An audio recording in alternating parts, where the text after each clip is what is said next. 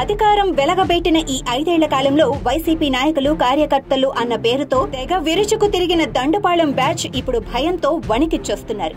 ఈసారి ఎన్నికలలో ఏ పార్టీ గెలవబోతోంది అని సర్వే చేయాలంటే ఓటర్ల దగ్గరికి వెళ్లి అడగాల్సిన అవసరం లేదు.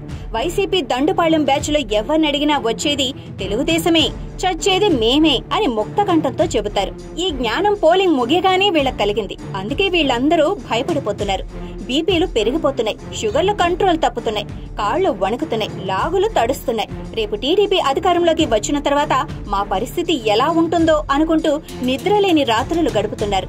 ఎలక్షన్ అయిన వెంటనే ఫలితాలు వస్తే తాడో పేడో తేలిపోయేది. కానీ ఇప్పుడు పోలింగ్ కి ఫలితాలకి మధ్య ఇంత గ్యాప్ రావడంతో ఈ గ్యాప్ లో టెన్షన్ పడి గుండె ఆగి చస్తారేమోనన్న డౌట్ దండుపాళెం బ్యాచ్ లో కొంతమందిలో ఉంది. అట్లు పెట్టినమ్మా అట్లున్నర తినటానికి రెడీగా ఉండాలి కదా.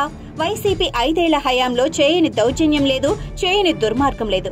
ఇప్పుడు ఆ పాపాలన్నింటికి ప్రాయశ్చిత్తం అనుభవించాలి కదా. ఊరు వదిలి జంప్ అయిపోదామంటే వీలు లేదాయే. పోనీ మనసు మార్చుకున్నాను అని చెప్పి టీడీపీ తీర్థం పుచ్చుకుందామంటే దగ్గరకు కూడా రానివరాయే.